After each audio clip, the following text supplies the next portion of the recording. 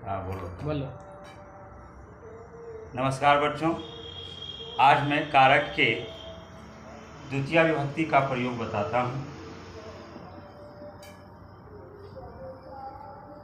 कल मैं प्रथमा विभक्ति बताया था, आज मैं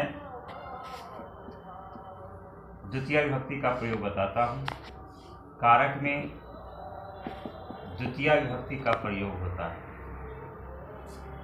कारक में द्वितीय विभक्ति का प्रयोग प्रमुख सूत्र है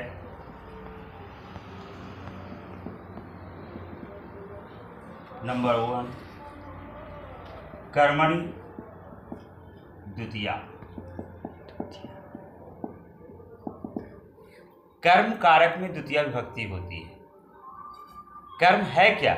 क्रिया का फल जिस पर पड़ता है उसे हम कर्म कारक कहते हैं और इसमें द्वितीय विभक्ति का प्रयोग होता है। इसका कहने का मतलब है कर्म कारक में द्वितीय विभक्ति का प्रयोग होता है। कारक में द्वितीय विभक्ति का प्रयोग होता है।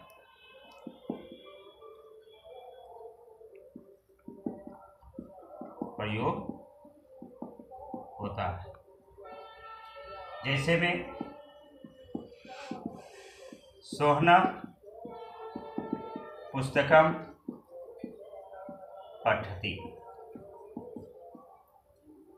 अब देखिए, क्रिया का फल इस पर पड़ रहा है और इसीलिए यह कर्म कारक हुआ और कर्म कारक में द्वितीय विभक्ति का प्रयोग होता है।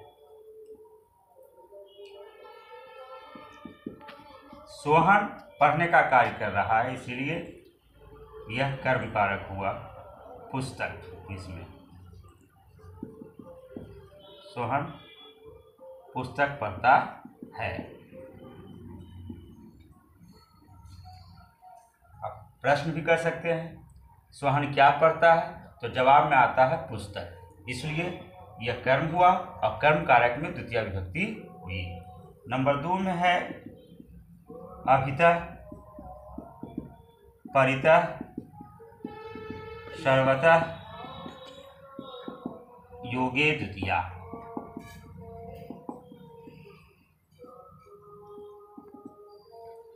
अभितः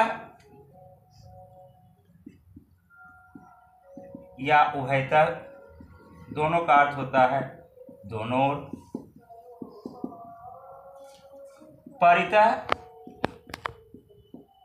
का अर्थ होता है चारों ओर और सर्वथा का अर्थ होता है सभी ओर। इन शब्दों में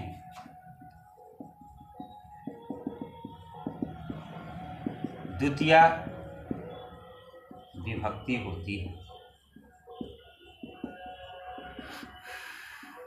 जैसे ग्रामम परितः वृक्षा सन्ति। गांव के चारों ओर वृक्ष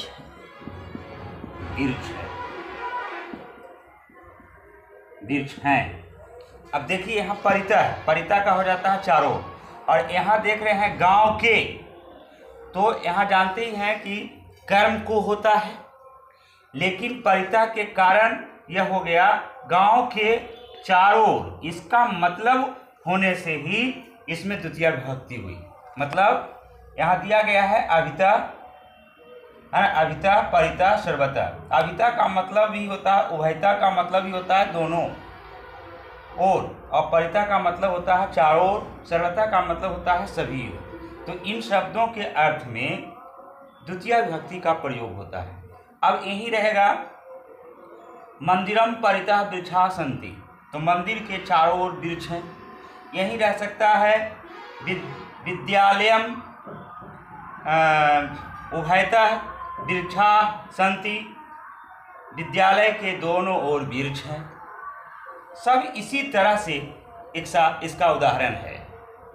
अब इसी नंबर 3 में आता है क्रिया विशेषणे द्वितीया।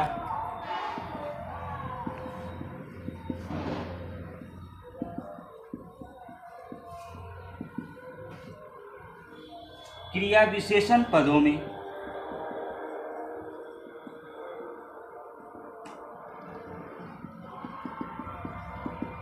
द्वितीया विभक्ति होती है।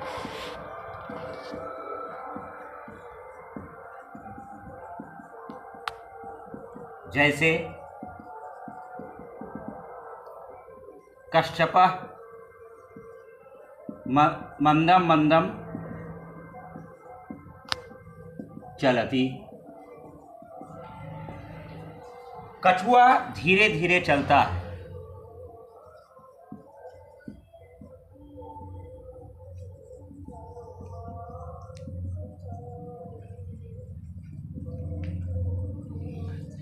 कश्यपः मंदम मंदम या कश्यपः शनैः शनैः चलति।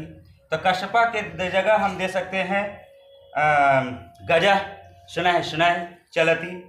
हाथी धीरे धीरे चलता है। इसमें जितना भी पद होगा वह किल्विंग पद में नपुंसक में ही होगा और एक वचन में ही होगा। बोल। काला ध्वनोरत्यंत संयोगे द्वितीया। काल और मार्गवाची शब्दों में द्वितीया विभक्ति होती है।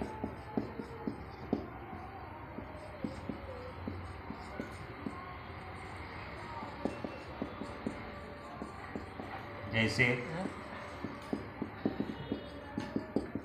क्रोशम कुटिला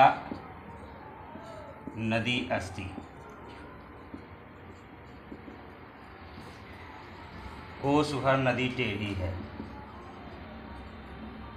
कोस भर नदी टेढ़ी है।